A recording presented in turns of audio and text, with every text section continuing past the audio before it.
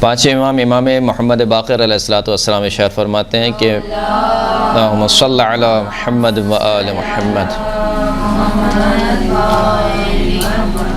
یہ کام وہ ہیں کہ جس میں عموماً جو ہمارے معاشرے کا طبقہ ہے وہ دور بھاگتا ہے۔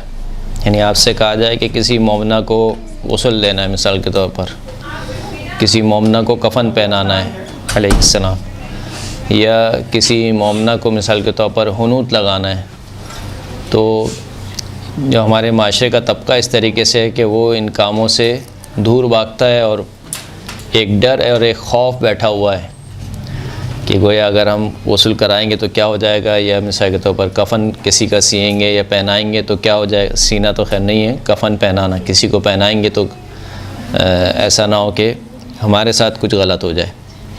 جبکہ حقیقت یہ ہے کہ ان تمام کاموں پر بہت زیادہ اجر و ثواب ہے، غسل دینے پر، کفن دینے پر، اسی طریقے سے میت کے لیے قبر بنانے پر، میت کو قبر اتارنے پر، میت کے جنازے کے ساتھ چلنے پر، ان تمام کاموں میں شریعت نے بہت زیادہ اجر و ثواب رکھا ہے۔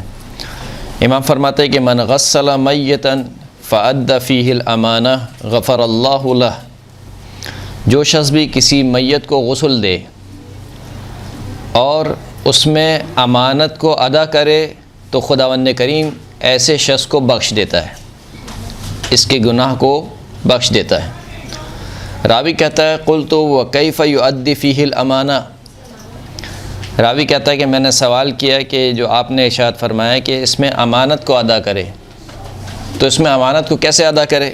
امام نے فرمایا کہ قال لا یحدث بما یرا، جو کچھ اس نے میت کے جسم سے دیکھا ہے اس کے بارے میں کسی سے گفتگو نہ کرے۔ خدا نخواستہ یہ لباس ہے جو ہمارے عیوب کو ڈھانپے ہوئے، کوئی بھی عیب اس نے دیکھا ہے، کوئی بھی چیز اس نے دیکھی ہے، اس کے بارے میں کسی سے گفتگو نہ کرے۔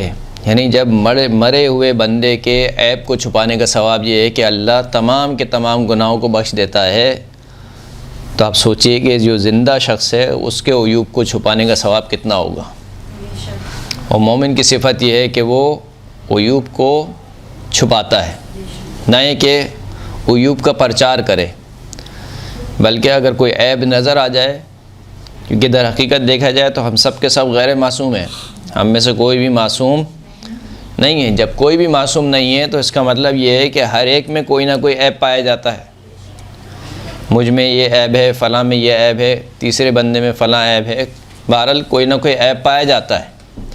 تو بجائے اس کے کہ ہم اس کے عیب کو اچھالیں اور اس کے عیب کو لوگوں میں بیان کریں، اگر ہم کسی کے عیب کی پردہ پوشی کریں گے تو خدا ہمارے عیوب کی پردہ پوشی کرے گا، بالخصوص اس وقت کہ جہاں پر محشر کا میدان ہوگا اور نامہ اعمال کو تولا جا رہا ہوگا اور نامہ اعمال کھول کے سامنے رکھا جائے گا۔ آپ سوچئے کہ وہاں پر جہاں پر اولین اور آخرین میں سے ہر ایک جمع ہے، وہاں پر اگر میرے نامہ اعمال کی ویڈیو چلا دی جائے، مثال کے طور پر میری زندگی کی پوری ویڈیو چلا دی جائے، آج اگر ایک ویڈیو وائرل ہو جاتی ہے تو انسان منہ دکھانے کے لائق نہیں رہتا ہے کسی معاشرے میں، چاہے جائے کہ پوری کی پوری میری زندگی کی ویڈیو چلا دی جائے وہاں پر کہ یہ مولانا صاحب ماشاءاللہ سے درس دے رہے ہیں، ابا کبا پہنے ہوئے ہیں، ان کی حرکتیں یہ ہیں، تو اس وقت کیا ہوگا؟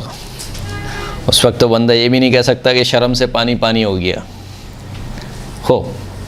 فرماتے ہیں کہ جو شخص بھی میت کو غسل دے اور اس میں امانت کو ادا کرے تو خداوند کریم اس کو بخش دیتا ہے۔ راوی نے پوچھا کہ امانت کو ادا کرنا کیا ہے؟ فرمایا کہ جو کچھ اس نے میت سے دیکھا ہے وہ کسی سے بیان نہ کرے۔ اسی طریقے سے کفن کے بارے میں پانچویں امام ارشاد فرماتے ہیں کہ من کفن مؤمنا کان کمن ضمن کسوتہ الی یوم القیامہ، جو شخص کسی ایک مومن کو کفن پہنائے یا کفن دے، گویا ایسا ہے کہ اگر اس شخص کی جو مر گیا ہے ابھی، اگر اس کی زندگی قیامت تک کی ہو تو گویا اس شخص نے قیامت تک یہ جتنے کپڑے پہنے گا تمام کپڑوں کا ذمہ اپنے اوپر لے لیا ہے۔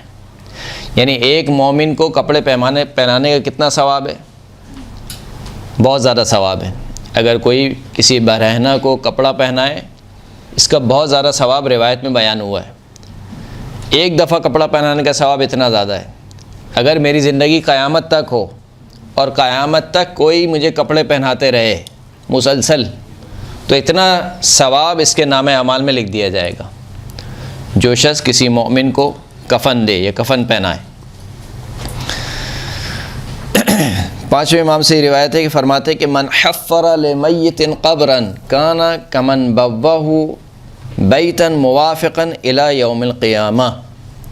جو شخص کسی میت کے لیے قبر کھودے، جو شخص کسی میت کے لیے قبر کھودے، گویا ایسے ہے کہ اس نے میت کے لیے گھر بنایا ہو۔ کب تک گھر بنایا ہو؟ الی یوم القیامہ، یعنی اگر اس کی زندگی قیامت تک کی زندگی ہو تو قیامت تک کے رہنے کے لیے اس کو جتنے گھر کی ضرورت ہے ایسا گھر اس نے بنایا ہو۔ یہ ثواب، سارا کا سارا ثواب اس کے نام اعمال میں لکھا جائے گا۔